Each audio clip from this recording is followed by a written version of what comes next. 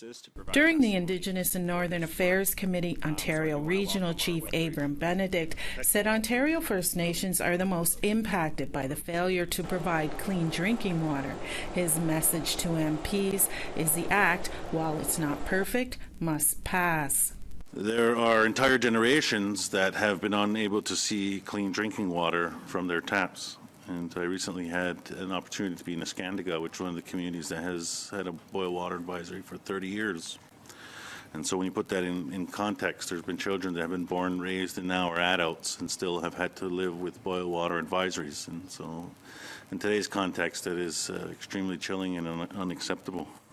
First Nations consultant Irving LeBlanc said watershed protection zones and jurisdictional issues have to be dealt with within this bill. The federal government has to come in there, and it's been said, federal government has to come in and I know this was mentioned, to work, make sure provinces work collaboratively with First Nations in terms of establishing these protection zones, because water doesn't end at the boundary. Water has no boundaries. So I think it's going to be one major area that will need to be looked at clearly. NDP MP Nikki Ashton questioned the chiefs about a current court action by the Shwa First Nation in northern Manitoba. 2 years ago, it started a class action lawsuit over the federal government's failure to provide clean drinking water.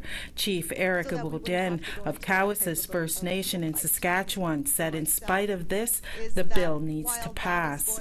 We have opportunity with this bill, even if the government is currently faced with having to do the right thing.